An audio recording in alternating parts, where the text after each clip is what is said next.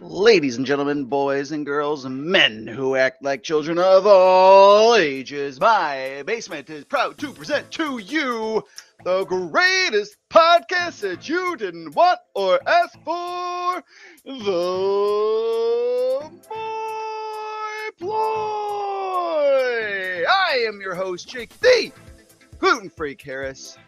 I have an empty house. I can be as loud as I want for the first time in forever.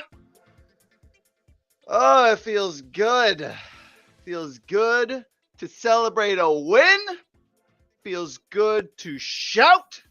Feels good to be ridiculous with you people in this fine, greatest football league anyone's ever made. Believe me. Believe me. Boys, what a week. Man, we had a lot of Monday night drama, and it could not have played out better for your boy. For your boy. Let us, we're going to get into it. We have got this week's reviews, we have got next week's previews, and we've got a bit of a MoY watch. It is time to start politicking. Boys, there has not been enough MoY talk in the chat, so we are going to get into it.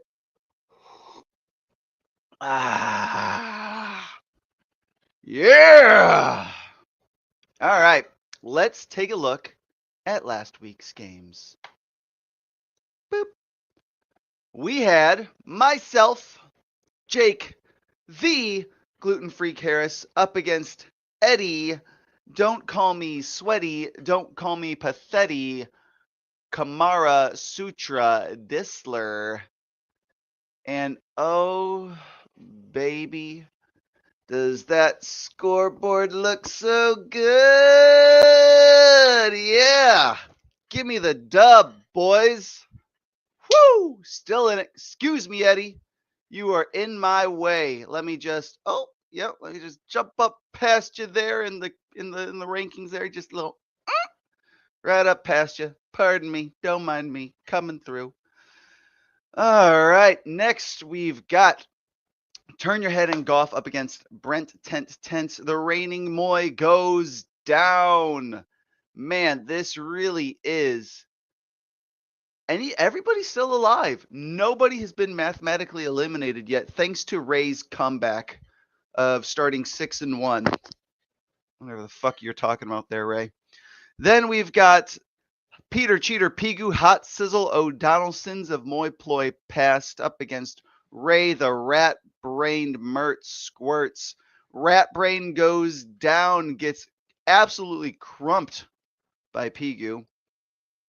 Man, Monday night was not kind to Ray. Holy guacamole. This was projected that Ray had a chance, and then he didn't. And that's the story of that. Then we come up to the game of the week. This one lived up to the hype, folks. Nail biting down to the end. Brett Tet, the luckiest beaver I've ever met, Tet, up against Meddy. Southside HR. Don't call me Toby. Whiny bitch. We have got this was a great game, and it was really the only reason it was even close is because of Josh Allen, who Matt savvily traded for, knowing that he was going to go for 6 touchdowns. Now, Matt's team, there's two teams that have been skidding a little bit lately. One of them is named Matt. The other one is named Ray. It's pretty interesting. The top teams are sliding down here. I don't think last week Matt had a great score either. He had 186. What was it the week before? 165. Again, not a great week. Barely loses to my dad. And then Matt, okay, maybe it's just in my head. Well, no, there's a bad week. Matt's kind of been 1 week good Matt, 1 week bad Matt. All right. So, again, congratulations to Brett on winning the game of the week and putting Matt in his rightful place behind you. Man, oh man. I tried my best to lose this game too. I mismanaged the shit out of it. I benched Kenneth Walker. I benched Michael Wilson. I started Ricky Pearsall. I started Rome Odu something. Oh yeah. All right. But enough about my mistakes. Let's talk about your guys' mistakes. We have got to look at some of the gross mismanagement that has been going on here with Raymond Rat Mertz. This is politicking season, boys. And it's time to start talking about who deserves to be the MoY and who deserves to be the WOY.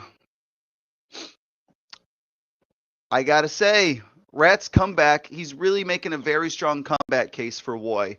It looked like he was gonna win the MoY, and then he started coming back, and I think his WOY comeback is almost complete here.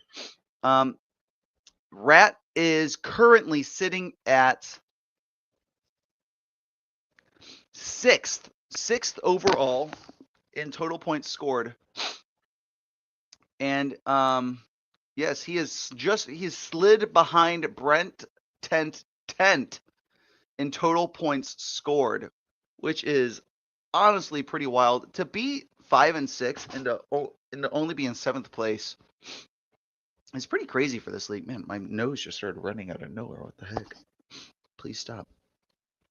I don't even have any tissue down here. All right, but yeah, to be 5 and 6 and to be second to last place in the league is pretty wild. And Peter in last place, still somehow mathematically not eliminated, but I mean that in like the loosest of terms, mathematically eliminated. Now, people who need to be on the lookout besides Ray, with the longest active losing streak in the league, loser. My dad, Todd Harris, he is the lowest points scored in the league. The lowest points scored in the league.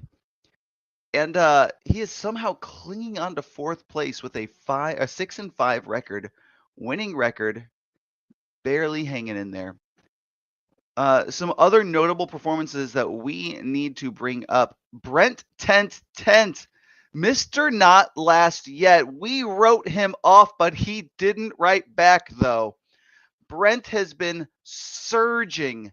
He just recently, in this past week, surged all over my dad. And I do believe in the week previous, he surged all over me. And then, if I'm not mistaken, it was 4 weeks ago that Brent surged yet again all over Pigu.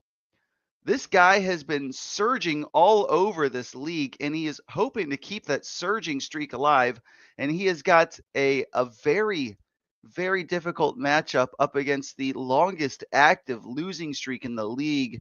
And it's gonna be tough to see if Brent is capable of making the selfish play, keeping himself alive, putting Rat where he belongs, or if he's going to do what he always does, which is roll over, bend over, and let Ray prolapse his booty hole. So, yeah, something to keep an eye on, folks. Is it going to be a relapse, prolapse? What's it going to be? I think that Brent is showing the gumption that it takes to get into the playoffs in this league, the league that changes you, the league that breaks you down into the essence of who you are and shows the heart of the warrior underneath. Well, I really think that there's been the Brent has had a great story. Ray is having a great story. Todd is having a great story, making the most with the least. And there's one other name that I want to bring up as someone who is truly overcoming adversity in a way that we have not seen before. Myself, the corrupt commissioner, the one who desires MoY and shall never get it. I would like to call the league's attention to the fact that I did not give up. I am right here. I am third in points for, only behind Matt by 20 points. I am second in points against, only behind Peter by 1 point. And I am knocking on the door. Ray the Rat, if you lose and I win, I will be jumping into third place, you dumb bitch. Tad.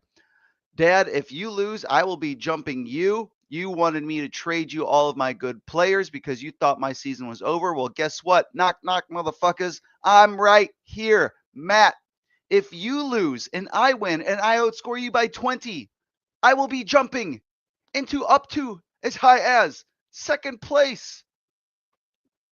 I ain't writing back, yo. I'm right here.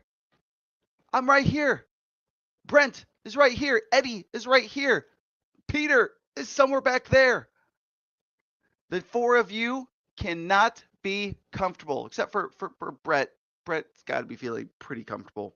His point scored lead is sizable. That is what we're going to be talking about. We are going to be looking ahead now to week 12 and the upcoming matchups. Man, I am pumped. This league, the standings are tight. I feel alive. Ooh. Just happy to be here, folks. All right. I'm trying to decide what's going to be game of the week. There are a lot of good ones. I know what it's not going to be. We'll start there. It's not going to be Eddie, don't call me sweaty, don't call me pathetic, Disler up against Brett Tet, the luckiest beaver I know. That's not going to be the game of the week. Eddie has got several notable bye weeks. Brett has none. And hopefully Jackson Dart can come back for Eddie. That would be huge. Yeah. Good luck, Eddie. You're going to need it. Otherwise, you are going down to 5-7, and your playoff chances are going to be looking very, very slim with your total points scored being near the. You know what? You're actually ahead of both Ray and my dad. My dad by over 100 and Ray by almost 50. So even if you end up 7-7, you're not dead because all you have to do is get to 7-7 and hope that one of those two ends up 7-7, and you'll probably be in the playoffs. Now, let's focus back in. The next game we're going to talk about as not the game of the week is Peter Cheater Pigu Hot Sizzle O'Donnell up against Todd the MoY God. Turn your head and golf. This one is it's going to be an uphill battle for Pete. I do believe he has got Achan and Harvey both on bye week. Harvey just inherited the lead role as JK is likely to miss the rest of the regular season. Devin Achan is really the only good player Peter has, besides Dak Prescott sometimes, George Kittle sometimes. Yeah, not a ton of help coming off the bench either for Pete. A couple of backup running backs and backup wide receivers, and a guy named Daniel Jones who has proven he is not to be trusted. We are watching the pumpkining of Daniel Jones in real time. He has not been having a good couple of weeks lately. All right. Now, the real decision comes down to, is Ray or Brent the game of the week? Myself or Matt game of the week? It is a 6-5 team that is fraudulent up against a surging 5-6 team who truly deserves their playoff spot. You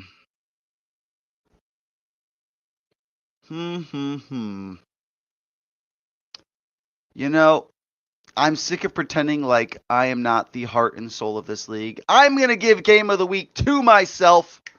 So we're going to cover Ray versus Brent, the butt buddies themselves, the prolapser versus the prolapsed. It's going to be a very tough battle for Brent. He has got Marvin Harrison, who's probably not coming back, and he doesn't have a ton of help coming off the bench. Justin Fields just got benched. Nick Chubb has been dog shit. Josh Downs, I mean, I wouldn't trust that. Would you? You got TJ Hawkinson. No thanks. Like, if you need single digits, throw him in there. But up against Ray's team, you're probably going to need more than single digits because for the first time in a while, Ray has a full starting lineup and one that is not just filled with nothing but scrubs. Now, Javonte Williams has been on a bit of a cold streak. A.J. Brown, also bit of a cold streak. He has also been making a lot of noise, so maybe the squeaky wheel gets the grease this week versus Dallas. That is a dream matchup for AJ. It's going to be an uphill battle. That's all I got to say about that. Now for the game of the week. I'm tired of pretending like I'm not the most important person in this league. Let's talk about me, baby. Myself versus Matt, the wannabe rat, wannabe Toby, thinks he's got something to prove versus me. Man, this is going to be a good one. It's going to really show who won that trade and who lost that trade. I have got a couple of guys to replace. I need to probably replace Aaron Rodgers, who broke his wrist and like, yeah, I'm going to play. Bro, I'm not going to trust that you're going to that you're going to finish that game against Chicago. No, thank you. No, thank you. I got Kenneth Walker in there, not feeling confident about that, but I know Matt's not feeling super confident about Breece Hall, who's been all over the place this year. Ashton Jeanty, who has been mostly bad this year, except for one game. X-Worthy, who's been pretty bad. DK Metcalf, who's been pretty bad. Stephon Diggs, who's been shockingly consistent. Like, tears his ACL at age 30, comes back age 31, and is lighting it up down there in New England. Very, very impressive. Very impressive. And I don't think Zay Flowers has been doing anything special now. If you need 10 points, Zay Flowers. If you need 20 points, Zay Flowers can get you 10. Oh man, yeah, I think it's gonna be a good one. Chase is out. Love to see that. Love to see that. Perfect timing, Jamar Chase. Thank you very much. Finally, things are breaking my way. Now, with the playoff picture, we have got to look at the standings. If I win, Matt loses. If I beat Matt by 20, I'm going to leapfrog him in the standings. That's also going to depend on if Ray wins, how far I leapfrog. If Ray wins, Ray goes up to second. If Matt loses, I move into third.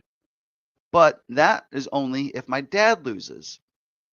If my dad wins, then I only get up to fourth, and Matt will then drop down to, he might not even move. There's a ton of ways that the standings can shake out this week. Truly a ton of different ways, because this is a week of the non-playoff teams all playing against the playoff teams. That's an important point to make. Every playoff team is playing a non-playoff team right now, meaning that the standings could go absolutely wild. We could see myself jump into second. We could see Eddie jump into third. We could see Matt and Rat both drop completely. Well, probably not complete. Technically, they could both drop completely out of the playoffs.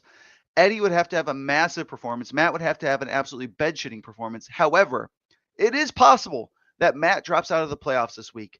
That is wild. The second highest point scorer in the league in second place could drop out of the playoffs with a Todd win, a Matt and a Rat loss, and then a good performance by myself and Eddie.